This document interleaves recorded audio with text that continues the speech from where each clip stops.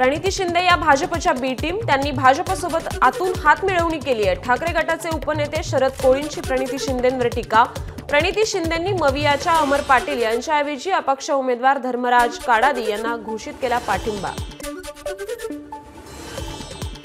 सोलापुरात प्रणिती शिंदेंविरोधात ठाकरे गटाचं जोडे मारो आंदोलन। सोलापूर शहर दक्षिण मतदारसंघात काँग्रेसनं ठाकरे गटाच्या उमेदवाराऐवजी अपक्ष उमेदवाराला पाठिंबा दिल्यामुळे शिवसैनिक आक्रमक। सोलापुरात मतदान केंद्रावरील गैरव्यवहारामुळे गुन्हे दाखल। 3 केंद्रांवर मतदानाची गुप्तता न पाळल्यामुळे एफआयआर, तर अक्कलकोटला मतदान यंत्राची पूजा केल्यामुळे एफआयआर दाखल। वाशिममध्ये विधानसभा निवडणुकीचं एकूण 66.1% मतदान। वाशिम, रिसोड, कारंजा अशा 3 मतदारसंघांचा समावेश।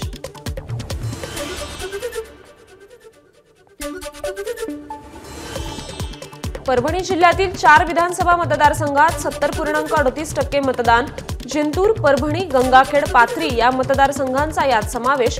जिंतूरमध्ये सर्वाधिक मतदान। चंद्रपूर जिल्ह्यातील 6 मतदारसंघातील मतदानाची अंतिम टक्केवारी 71.27। चिमूर आणि ब्रह्मपुरीमध्ये सर्वाधिक मतदान। नांदगावात सुहास कांदेंची समीर भुजबळांना जीवे मारण्याची धमकी। आज तुझा मर्डर फिक्स असं म्हणत कांदेंनी धमकावल्याचा भुजबळांचा आरोप। धमकी कार्यकर्त्याला दिली होती, चुकीचा व्हिडिओ व्हायरल करण्यात येतोय। समीर भुजबळांना दिलेल्या धमकीच्या व्हिडिओवर सुहास कांदेंचं स्पष्टीकरण। नाशिकच्या नांदगाव मतदारसंघात मारहाणीची घटना। मनमाडचे ठाकरे गटाच्या शहर प्रमुखाला मारहाण। आमदार सुहास कांदे यांच्या कार्यकर्त्यांकडून मारहाण झाल्याचा ठाकरे गटाचा आरोप।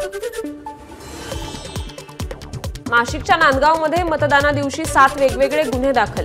आचारसंहिता भंग, शिवीगाळ, दमदाटीसह मतदारांना दमदाटी केल्याप्रकरणी गुन्ह्यांची नोंद। सुहास कांदे, समीर भुजबळांसह अनेक कार्यकर्त्यांवर गुन्हे दाखल।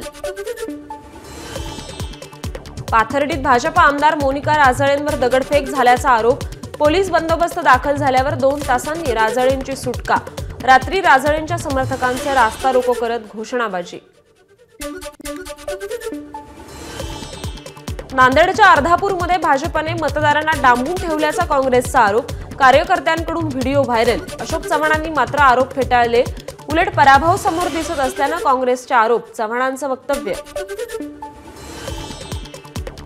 अमरावती शहरात ईव्हीएम मशीनवरून राडा। 4 ईव्हीएम मशीन दुचाकीवरून नेल्याचा नागरिकांचा आरोप। ईव्हीएम मशीन दुचाकीवरून कशा नेल्या यावरून गोपालनगर परिसर हा राडा। ईव्हीएम घेऊन जाणाऱ्या 4चाकी वाहनावर नागपुरात हल्ला। हल्लेखोरांनी मतदानासाठी वापरलेलं ईव्हीएम मशीन समजून अतिरिक्त ईव्हीएमवर हल्ला चढवल्याचा संशय। नागपूरचे सहपोलीस आयुक्त निसार तांबोळींचं स्पष्टीकरण। कोल्हापूरच्या सदर बाजार परिसरात राजेश क्षीरसागर आणि राजेश लाटकरांचे कार्यकर्ते आमने-सामने। दोन्ही गटांकडून जोरदार घोषणाबाजी। काही काळ तणावाचं वातावरणही निर्माण झालं होतं। नाशिकच्या भद्रकाली परिसरात तणाव वाढला। भाजप आणि ठाकरे गटाच्या घोषणाबाजीनंतर पोलीस बंदोबस्तात वाढ। भाईंदरमध्ये नरेंद्र मेहता आणि गीता जैन यांचे कार्यकर्ते आपापसात भिडले। पोलिसांनी तात्काळ हस्तक्षेप करत परिस्थिती नियंत्रणात आणली। भंडाऱ्याच्या मोहाडीत राष्ट्रवादीचे 2 गट आपापसात भिडले। अजित पवारांच्या राष्ट्रवादीनं मतदारांना गाडीत बसवून मतदान केंद्रापर्यंत पोहोचवलं। त्यामुळे राष्ट्रवादी शरद पवार गटाकडून आक्षेप घेण्यात आला। खामगाव विधानसभा मतदारसंघाचे काँग्रेस उमेदवार दिलीप सानंदा यांना बाहेरी पुरा परिसरातील युवकांचा विरोध। संतप्त युवकांची सानंदा यांच्या विरोधात घोषणाबाजी। राष्ट्रवादी शरद पवार पक्षाचे प्रदेश प्रवक्ते निलेश कराळेंना मारहाण। भाजप कार्यकर्त्यांनी मारहाण केल्याचा कराळेंचा आरोप।